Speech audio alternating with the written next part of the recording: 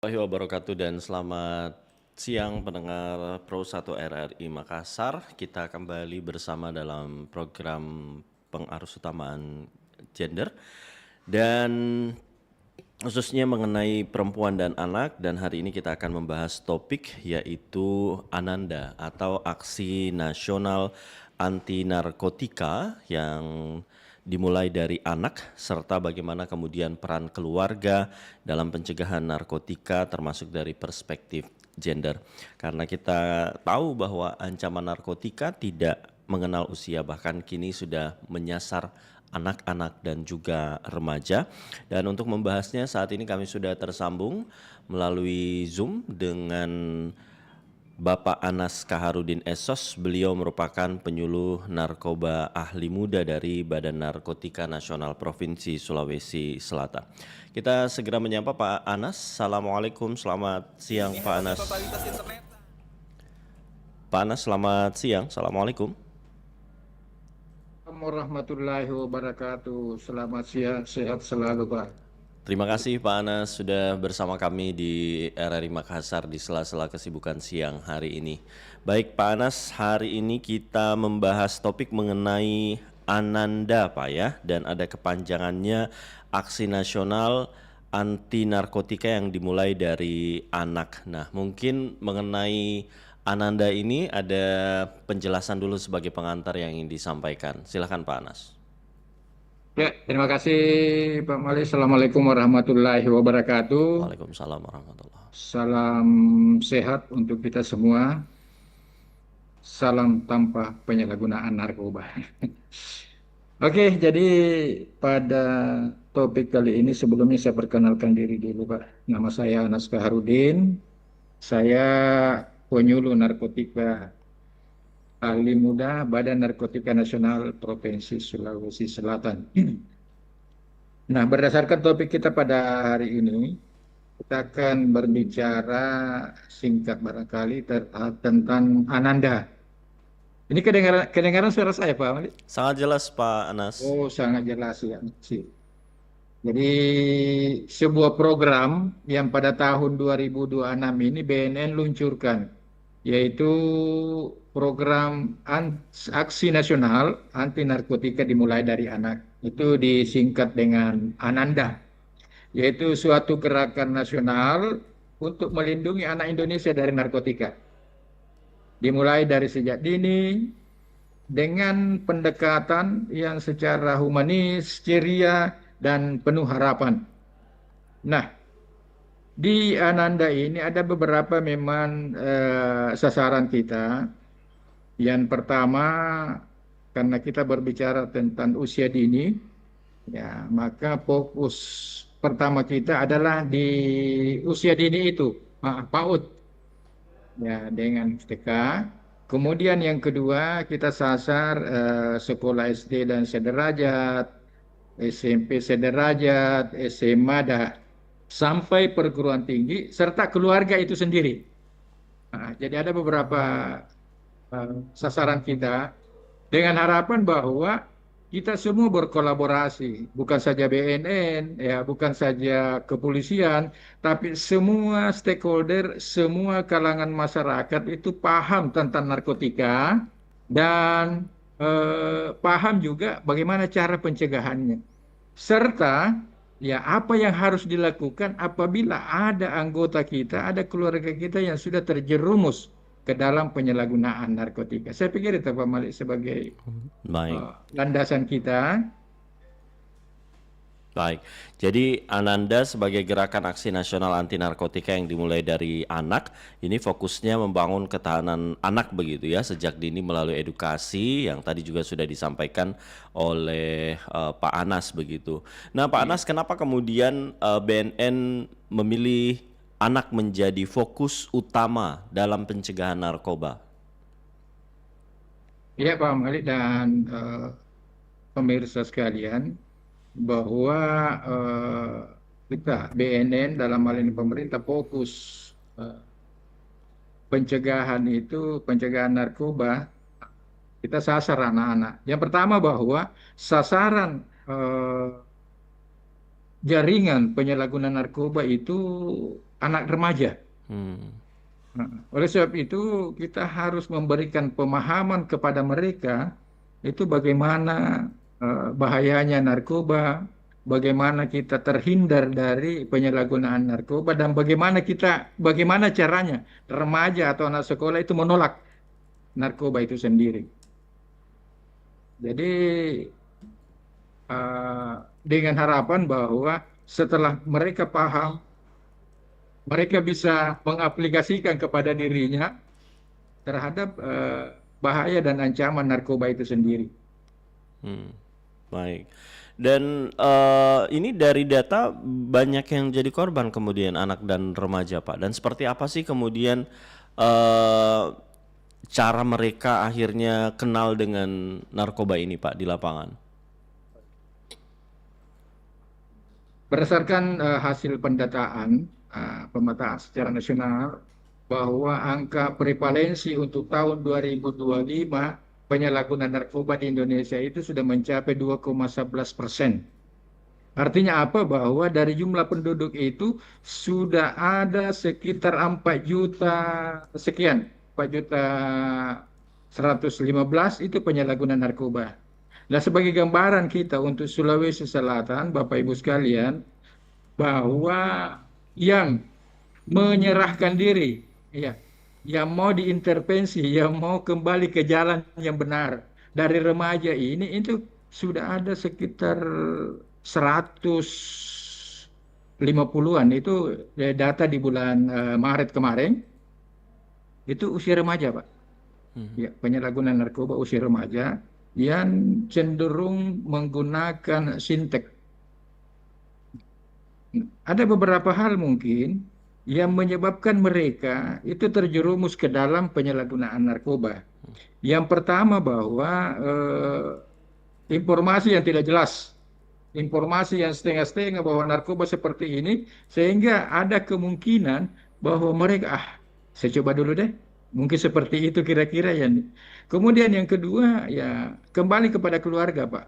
Ya mungkin broken home atau ketidaknyamanan dalam keluarga sehingga seorang remaja itu keluar untuk mencari ya di mana saya bisa tenang, di mana saya bisa aman. Nah, di luaran sana itu ditangkap oleh bandar itu sendiri. Wah, kalau kau mau aman, ya ayo gabung sama saya seperti itu. Kemudian ya itu pengaruh lingkungan. Mungkin di sekitar-sekitarnya ada yang dia kenal penjual, ada yang dia kenal bandar. Nah, sehingga bergaul dengan mereka. Saya pikir itu Pak untuk itu. Baik, jadi benar-benar anak kemudian harus dibekali sejak dini agar tidak terpengaruh lingkungan negatif begitu, Pak ya? Iya. Baik. Nah, ini di Ananda sendiri juga mungkin terkait di dunia pendidikan begitu, khususnya di sekolah-sekolah tadi Pak Anas juga menyebutkan. Kalau implementasi kurikulum anti narkoba sendiri di sekolah seperti apa sih Pak di satuan pendidikan? Nah, itu IKAN, implementasi kurikulum anti narkoba yang biasa kita singkat IKAN, Hmm, sejenis yang ada di lautan, Pak. IKAN. Nah, itu salah satu program dari Ananda itu sendiri. ya. Nah, dari semua tingkat sekolah, dari PAUD, SD, SMP, SMA, kita berharap bahwa pembelajaran P4GN itu ya diimplementasikan dalam kurikulum pembelajaran yang ada di tingkat sekolah. Apa yang kita lakukan, ya, BNN Pusat dengan Kementerian Pendidikan Dasar dan Menengah itu sudah ada MOU, Pak. Hmm, Sudah ada MOU untuk pelaksanaan kurikulum ikan ini.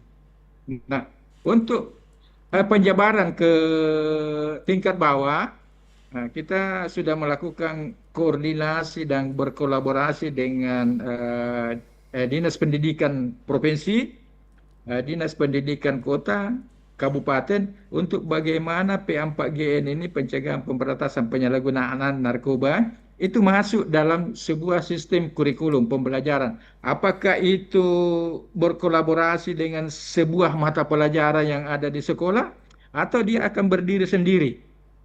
Itu dicapai di tingkat SMA.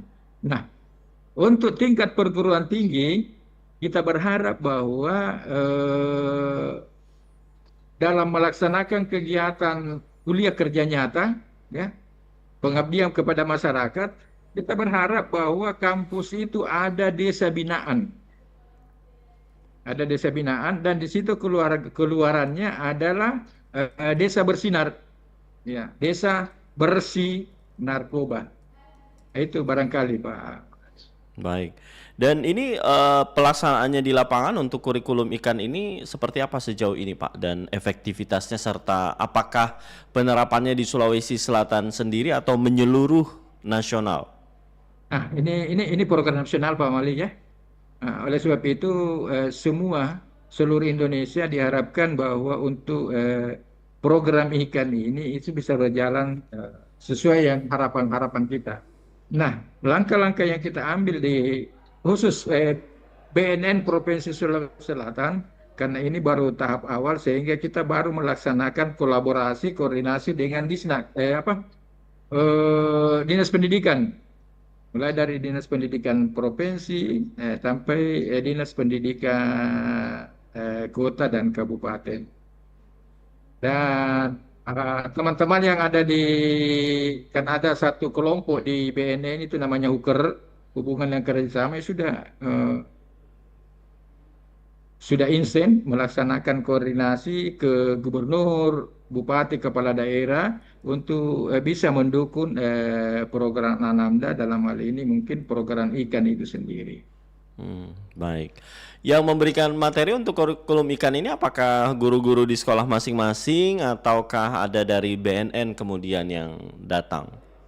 Ya, jadi untuk pembekalan awal Pak, mungkin kita harapkan kita BNN untuk lebih aktif untuk melakukan pembekalan kepada guru-guru yang ada di sekolah-sekolah. Harapan kita memang bahwa ikan ini akan dikerjakan atau dilaksanakan oleh guru-guru, di mana mata pelajaran yang di sekolah tempat menempel ikan ini, ya, atau ada eh, materi pelajaran yang tersendiri tentang P4GN. Ya, jadi kita harapkan guru-gurunya yang terlibat Pak. Baik. Dan sejauh ini sudah berjalan, Pak ya? Ya, siap. Sementara kita laksanakan koordinasi dan ada beberapa kabupaten itu sudah melekat di mata pelajaran yang ada. Baik. Tahap awal sudah memang ya. Baik. Selain kemudian kurikulum ikan di Ananda atau Aksi Nasional Anti Narkotika dimulai dari anak, ini apalagi Pak kemudian program-programnya? Ya, jadi tetap kita laksanakan sosialisasi tentang bahaya narkoba, ya, baik itu kepada komunitas-komunitas yang ada dan pada prinsipnya bahwa semua elemen masyarakat itu diharapkan mendapat informasi tentang P4GN ini, tentang narkoba, tentang bahayanya, dan tentang bagaimana cara mengantisipasi ini. Sehingga kita harapkan bahwa ke depannya mungkin jualan-jualan sabu, jualan ganja itu ada di mana-mana, tapi kan masyarakat sudah paham tentang bahayanya. Sehingga walaupun ditawari, dia tetap berani menolak bahwa narkoba itu berbahaya untuk saya. Itu yang barangkali kita harapkan, Pak. Baik, baik. Jadi banyak program begitu ya dalam kegiatan Ananda ini, Aksi Nasional Anti Narkotika dimulai dari anak.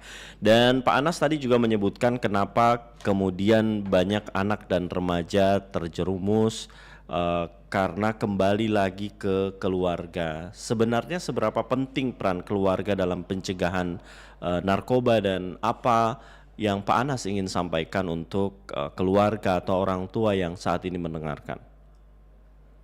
Ya, terima kasih Pak Malik. Saya pikir bahwa keluarga itu adalah tempat awal kita melaksanakan aktivitas. Nah, iya. Jadi dasar kekokohan seorang pribadi itu bersumber dari keluarga. Ya. Nah, kalau keluarga itu khusus untuk narkoba paham tentang bahaya narkotika itu, maka saya yakin dan percaya bahwa anggota dalam keluarga itu bisa apa namanya? Bisa membentengi dirinya dari hal-hal yang negatif. Salah satu di antaranya mungkin adalah penyalahgunaan narkoba yang didapat mungkin di luar sana, di pergaulan mereka, Ya. ya di tempat-tempat aktivitas kita. Karena pada dasarnya bahwa di dalam diri kita itu sudah terpatri tentang bahaya narkoba dan saya tidak akan melakukan penyalahgunaan narkoba, pengaruh apapun juga di lingkungan itu pasti kita bisa tangkal. Ya, oleh sebab itu saya berpesan kepada keluarga-keluarga Indonesia, khususnya keluarga-keluarga Sulawesi Selatan, dimanapun berada bahwa eh, pemahaman ya tentang narkoba itu perlu kita memberikan kepada anak-anak kita. Jangan sampai banyak keluarga yang berpikir, wah dengan dia apa namanya, dengan diketahuinya sabu, anak saya mau coba, diketahuinya ganja, anak mau coba, ya itu pengetahuan ya apa namanya setengah-setengah. Oleh Hmm. sebab itu kita berikan penjelasan kepada mereka bahwa ini narkoba, ini sabu, ini ganja dan sebagainya dengan dilandasi dengan apa namanya pengetahuan tentang bahaya narkoba. Ini saya jelaskan sabu-sabu supaya kamu tidak menikmati itu dan sebagainya. Kita bahayanya juga kita ceritakan kepada masyarakat dan sebagainya. Dan mungkin yang paling penting Pak Malik bahwa eh, kalau ada seorang anggota keluarga yang sudah terjerumus ke dalam penyalahgunaan narkoba. Nah, ini yang biasanya masyarakat itu sembunyikan, Pak. Hmm. Ya, yang pertama, mereka takut dihukum. Wah, saya laporin anak saya di penjara. Ya. Kemudian yang kedua, mereka malu, malu kepada tetangganya. Padahal tetangganya sudah tahu bahwa anaknya menyalahgunakan narkoba. Ya. Ya, nah ini kalau disimpan berlarut-larut akan lebih membahayakan lagi. Oleh sebab itu saya sarankan kalau ada anggota keluarga atau dia siapapun juga, ya, ayo kita ajak kembali ke jalan yang benar. Ya, istilahnya menyerahkan diri ke BNN untuk kita lakukan proses asesmen dan tidak ada proses hukum. Saya pikir itu, Pak. Baik. Nah, tadi disebutkan juga oleh Pak Anas begitu bahwa ada 150-an lebih kemudian anak dan remaja yang akhirnya mau begitu untuk diintervensi. Maksudnya direhab Pak ya? Ya, Oke. Nah, ini seperti apa sih Pak eh, edukasi yang ingin disampaikan untuk orang tua atau mungkin orang tua yang eh, ingin tahu sebenarnya apa ciri anak yang mungkin terjerumus narkoba ini dan apa yang harus dilakukan kemudian ketika mengetahui bahwa anaknya terjerumus. ya. Jadi ada beberapa hal barangkali kalau kita jelaskan di sini itu mempunyai apa butuh waktu yang sangat sangat panjang. Nah, secara singkat bahwa kita mencurigai seorang anak menyalahgunakan narkoba apabila perilakunya beda dengan perilaku yang sebelumnya. Ya, salah satu contoh ya selama ini anak saya rajin pergi sekolah. Tiba-tiba akhir-akhir ini malas, Hmm. kemudian selalu mengurung diri, ya, dan tidak mau ikut perintah, ya, tidak mau mengikuti apa kata orang tua. Nah itu mungkin yang patut ya, patut untuk kita curigai bahwa anak saya ini menyalahgunakan. Nah itu kita sudah bisa melihat ya, bagaimana pergaulannya anak saya selama ini sehingga perilakunya itu berubah. Nah, kalau memang sudah istilahnya orang tua sudah meyakini bahwa anaknya itu menyalahgunakan, itu lebih bagus dibawa ke BNN. Ya. bukan melaporkan ke BNN, tapi dibawa langsung, Pak. Ya, orang tua dengan bersangkutan itu dibawa untuk kita lebih periksa lebih mendalam. Ya, ada bagian rehabilitasi yang akan melakukan pemeriksaan lebih jauh tentang keterlibatan anak itu dalam penyalahgunaan narkoba. Ya, kalaupun umpamanya hasil pemeriksaan itu positif, maka langkah selanjutnya itu kita laksanakan rehabilitasi. Dan itu tidak ada paksaan sebenarnya. Dan yakinlah bahwa kalau menyerahkan diri ke BNN itu tidak ada proses hukum. Yang kita laksanakan adalah asesmen, kemudian kalau memang agak parah, maka dilaksanakan rehabilitasi nginap sama dengan di rumah sakit barangkali rawat nginap kalau pasiennya yang sudah parah. Kemudian kalau masih bisa ditangani, kita akan laksanakan rehabilitasi jalan, ya, rawat jalan seperti itu. Ya. Baik. Baik, dan ini yang kemudian berkomentar juga sekaitan dengan program kita hari ini, Pak Anas, pengarus utamaan gender begitu. Untuk masyarakat yang mungkin bertanya apakah kemudian hanya anak laki-laki yang lebih rentan terhadap narkoba atau seperti apa? Nanti dijawab Pak Anas ya. Kita jeda dulu sejenak, dan pendengar pastikan Anda tetap bersama kami dalam program pengarus utamaan gender. Kita masih bersama dengan Bapak Anas Kaharudin Esos. Beliau merupakan penyuluh narkoba ahli muda BNNP Sulsel. Kami kembali sesaat lagi.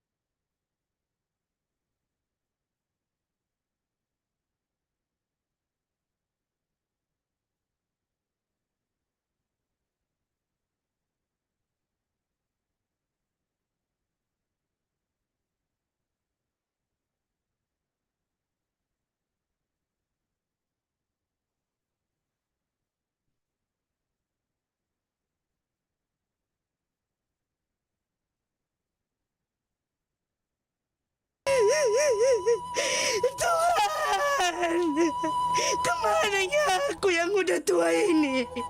Siapa yang mengurus aku? Ibu kenapa menangis? Ada apa, Ibu? Ada anakku satu-satunya dipakainya narkoba itu. Akhirnya ditangkap polisi lah dia. Sekarang sendirian aku di rumah ini.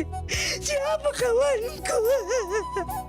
Bapaknya pun udah gak ada ya lagi. Tuhan, kemananya aku? Tuhan. Bayangkan jika itu adalah tangisan ibu Anda. Jauhi narkoba. Cobain ini nih, bisa bikin kreatif loh. Enggak aku pede kok sama karyaku. Kenapa murung? Coba cicip dikit, bisa bikin kamu happy. Ide apa sih? Halu kamu. Aku punya hobi dan kegiatan positif yang bikin aku happy tahu. Bro, nggak usah lah olahraga. Nih, kalau pakai ini nih, bisa bikin kurus loh. Ah, hoax. Kalau mau kurus, ya olahraga, bukan pakai narkoba. Ingat, jangan takut menolak narkoba. Takutlah jika terjerat kasus narkoba. Pesan ini disampaikan Radio Republik Indonesia.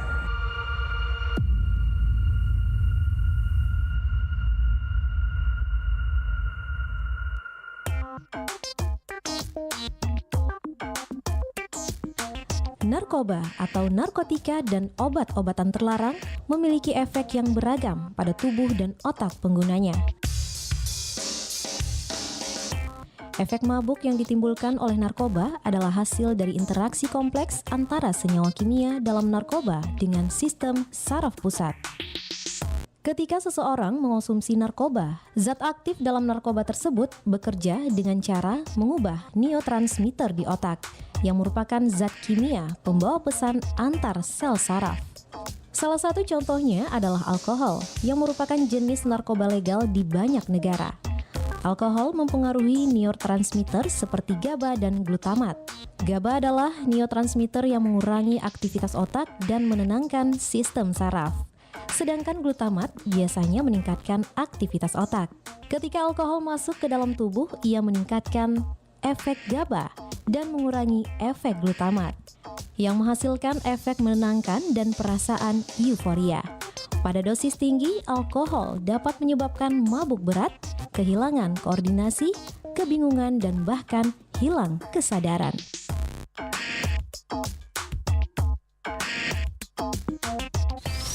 Kini, menikmati siaran RRI jadi lebih mudah dan praktis. Unduh aplikasi RRI Digital dan nikmati berbagai program unggulan di genggaman kamu. Dengan desain yang user-friendly dan berbagai fitur menarik, RRI Digital siap menjadi platform hiburan dan informasi pilihan kamu. Dengarkan siaran langsung dari seluruh saluran RRI dengan kualitas suara jernih. Tak sempat mendengar siaran favoritmu? Gunakan fitur podcast dan rewind, dengarkan kapan saja. Dapatkan berita terkini dan update langsung dari RRI Digital tanpa perlu buka situs lain. Bahkan, kamu bisa berinteraksi langsung dengan penyiar, ikut polling, kirim pesan suara, dan masih banyak lagi. Dan yang terbaik, gratis tanpa iklan. Unduh sekarang di Android dan iOS. RRI Digital. RRI Digital.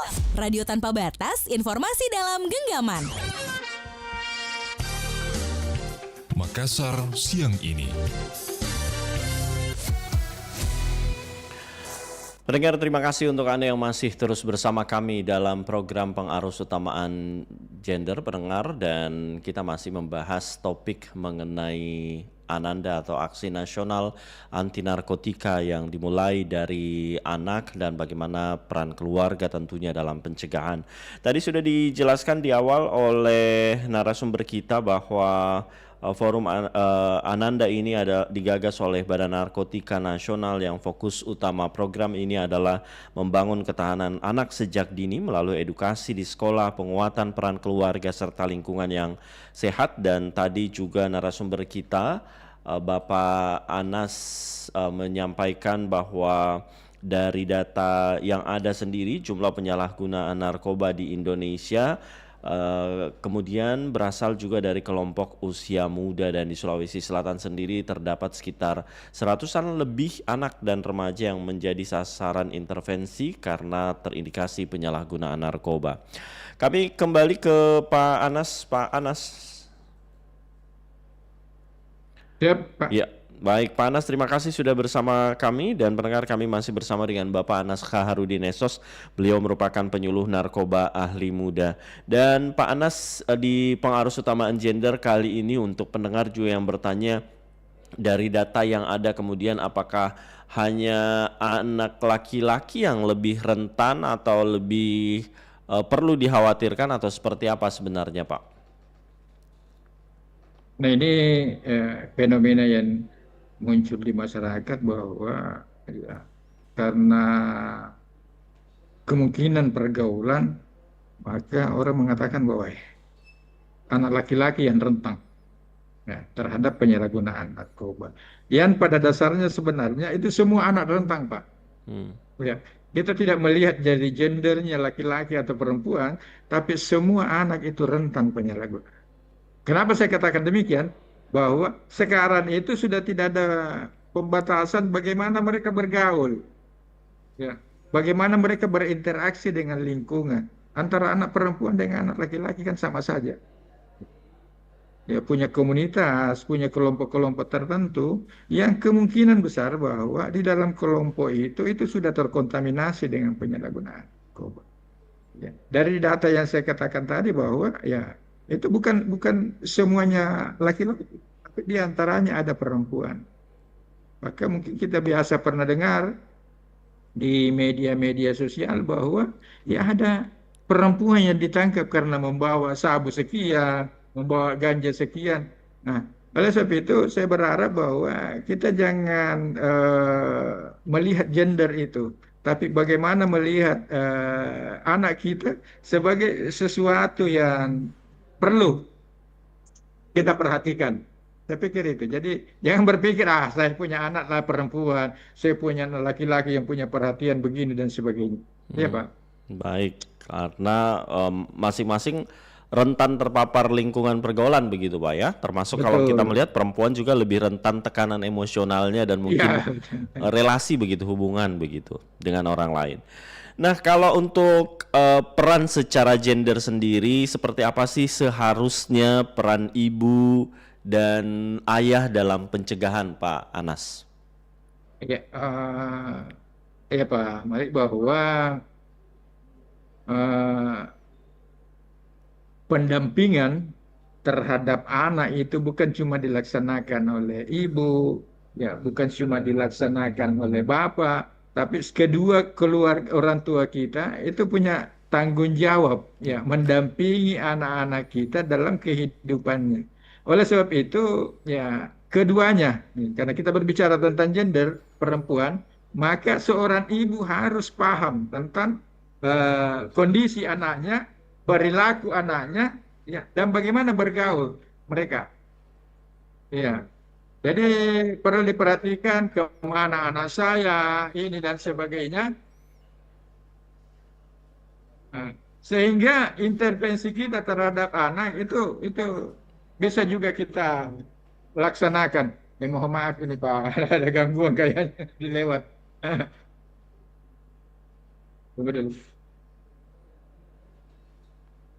Baik, jadi seperti itu pendengar ya. Ini keduanya harus seimbang begitu peran yang disampaikan tadi Pak Anas, dan ibu tentunya biasanya lebih dekat secara emosional, sementara ayah penting dalam memberikan ketegasan dan keteladanan. Jadi peran kedua-duanya seimbang begitu. Baik, dan baik Pak Anas. Siap Pak. Boleh dilanjut Pak Anas, silakan. Lanjut. Ya.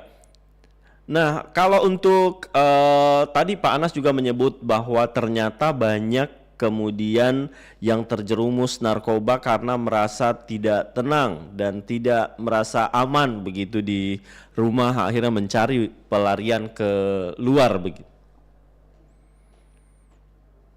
Ya. Memang betul ada beberapa kasus yang karena ketidakharmonisan barangkali di dalam keluarganya, ya mungkin tekanan-tekanan yang dialami dari ibunya, dari bapaknya, atau harmonisan antara kedua orang tua yang bisa menyebabkan anak tidak betah, ya tidak betah di rumah, sehingga pelariannya adalah keluar kepada kelompok-kelompok yang dimana dia bisa menerima dirinya. Ya, menerima dirinya apa adanya, ya dia bisa memperhatikan apa yang dia keluhkan, sehingga ya pada dasarnya sebenarnya sih mereka merasa nyaman. Ya, anak itu mereka merasa nyaman dengan komunitas-komunitas itu. Ya, tapi ya saya kembali mengatakan bahwa ya ada kemungkinan bahwa di komunitas, di tempat pergaulan itu sudah ada narkoba di dalamnya, sudah ada sabu, sudah ada ganja. Nah, di situ dapat dipengaruhi, dan karena rentang ya sehingga pengaruh itu sudah tidak terpikirkan lagi. Oke, saya ambil saja dan sebagainya. Saya pikir itu Pak. Baik, dan tentu pola komunikasi ke anak juga ini harus terbuka begitu Pak ya, tidak menghakimi dan disesuaikan dengan karakter anak, dan ini mungkin penting juga dipelajari sebagai parenting. Iya. Nah, ini biasa terjadi, komunikasi antara orang tua dengan anak. Ada orang mengatakan bahwa sebagai seorang orang tua itu bisa menjadi pendidik dan bisa menjadi teman. Sehingga apa yang terjadi bahwa kalau dia seorang pendidik, mendidik anaknya bagaimana berperilaku yang bagus, ya berkarakter yang bagus sebagai teman, mungkin seorang orang tua itu bisa menerima curhatan dari anaknya. Iya. Segala sesuatu yang dialami anaknya pada hari itu dia curahkan kepada orang tuanya dan orang tuanya bisa menerima dan memberikan solusi. Ya, jangan saya berkata, "Weh saya, bapak, saya, ibu seperti kamu ke bapakmu saja dulu lah. Saya sibuk." Sehingga apa namanya dalam benak anak terpatri bahwa ternyata saya tidak diperhatikan. Lebih diperhatikan TikTok daripada saya dan sebagainya. Saya pikir itu. Ya, dan rumah seharusnya menjadi tempat yang nyaman dan aman untuk anak-anak pulang begitu, Pak Kalau Anas ya. kita orang Islam mengatakan rumahku adalah surgaku. Rumahku Iya, iya adalah kan? surgaku. Iya, seperti itu. Baik. Nah, kalau dari ada 150 lebih tadi Pak ya, yang kemudian dilakukan rehabilitasi anak dan remaja,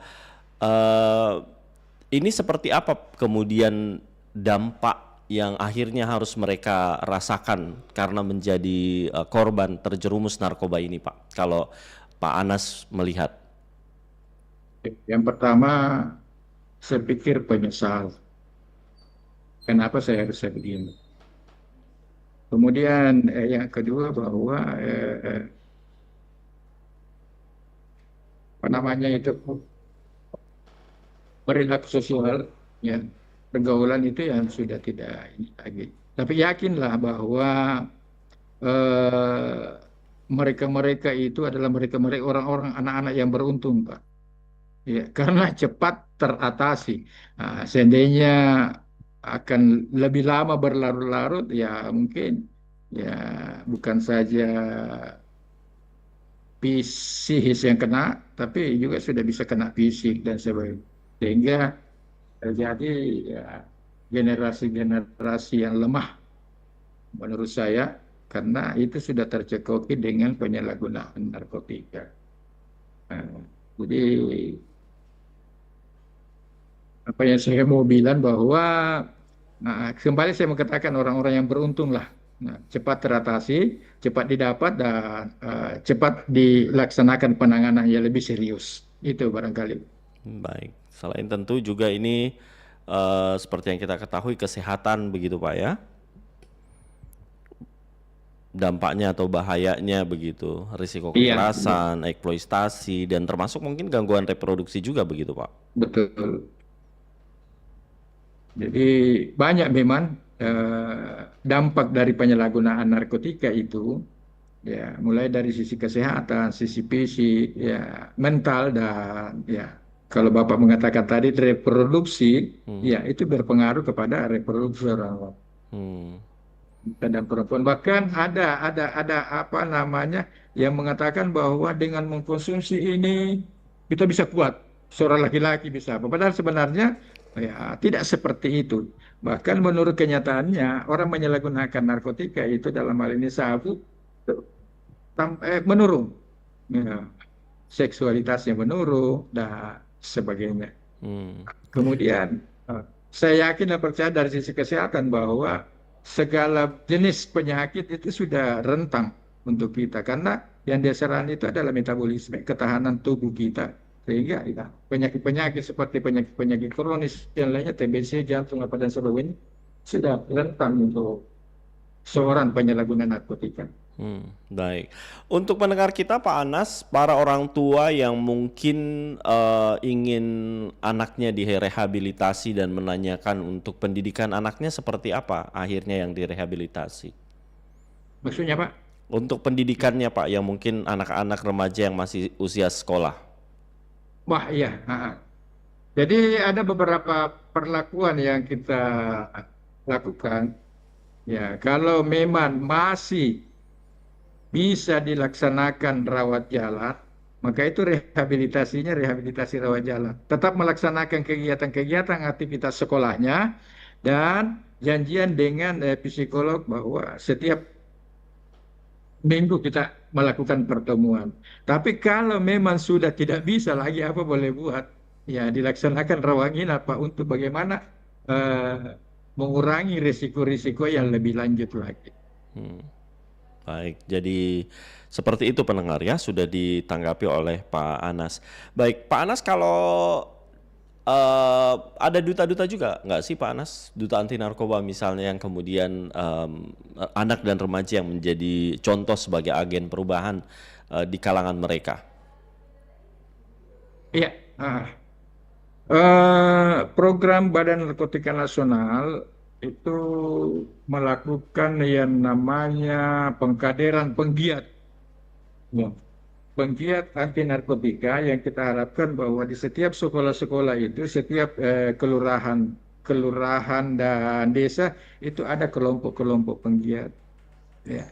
Dan kita terbuka dengan lembaga komunitas yang ada, terutama di Sulawesi Selatan ini, untuk melakukan kerja-kerja narkoba. Seperti yang dilaksanakan oleh Granat yang ada di Kabupaten Maros, ya, karena bahwa setiap tahun itu dia mencetak 8 sesuai dengan kecamatan yang ada di Maros, itu penggiat duta anti narkotika. Jadi setiap tahun dia laksanakan pengkaderan, kemudian dia menyeleksi untuk jadi duta anti narkoba di Kabupaten Maros. Saya berharap bahwa kegiatan-kegiatan seperti ini bisa ke semua kabupaten kota. Nah, pada tahun ini Lutim juga sudah melaksanakan hal yang seperti itu. Tapi bedanya bahwa di Lutim itu menyasar untuk menjadikan percontohan sekolah bersinarkoba. Ya. Baik, terima kasih Pak Anas sudah menanggapi beberapa komentar dari pendengar, dan di akhir kebersamaan kita mungkin ada pesan yang ingin Pak Anas sampaikan untuk pendengar yang sementara menyimak, khususnya para orang tua. Silakan Pak Anas. Iya, terima kasih Pak Malik dan semua pemirsa yang ada pada Radio Republik Indonesia. Yang pertama bahwa saya ingin mengatakan narkotika ini adalah sudah menyasar kepada semua kalangan. Jadi tidak melihat lagi bahwa dia tinggal di kota, dia orang kaya, yang di desa dan orang miskin juga itu sudah terkontaminasi. Oleh sebab itu kita jangan menutup dirilah untuk hal-hal seperti ini, dan saya mengharapkan bahwa kita tetap berkolaborasi dengan Badan Narkotika Nasional. Yakinlah bahwa kalau Bapak Ibu sekalian yang hadir pada kesempatan ini ada keluarganya yang terjerumus kepada penyalahgunaan narkoba dan menyerahkan diri kepada BNN, itu kita akan memperbaiki. Kita akan memperbaiki dengan cara rehabilitasi, bukan dengan cara dipenjara di proses hukum. Oleh sebab itu saya berharap bahwa kita semua itu, saya pikir mengatakan wajiblah mengetahui tentang narkoba dan bahaya-bahaya. Tetaplah kita menjaga diri, menjaga keluarga kita dari hal-hal yang negatif. Saya kira itu Pak. Baik. Terima kasih banyak Pak Anas Kaharudin atas waktu dan juga penjelasan yang disampaikan yang sangat bermanfaat tentunya, dan semoga melalui perbincangan kita hari ini kita semua semakin sadar bahwa pencegahan narkoba harus dimulai dari anak dan keluarga dengan peran yang setara antara ayah dan ibu. Dan di program Pengharusutamaan Gender ini Pak Anas juga menyampaikan bahwa anak perempuan juga beresiko, begitu ya. Dan terima kasih banyak Pak Anas. Selamat melanjutkan aktivitas siang ini. Sehat selalu Ki. Assalamualaikum warahmatullahi wabarakatuh. Waalaikumsalam warahmatullahi wabarakatuh. Demikian pendengar penyuluh narkoba ahli muda BNN Sulsel Bapak Anas Kaharudin SOS yang telah bersama-sama kita dalam program Pengharusutamaan Gender hari ini. Dan mari kita bersama-sama mewujudkan generasi yang kuat, sehat, dan bebas dari narkotika, dimulai dari lingkungan terkecil yaitu keluarga. Saya Idam bersama Eka undur diri, sampai jumpa dalam program Pengharusutamaan Gender selanjutnya. Assalamualaikum warahmatullahi wabarakatuh.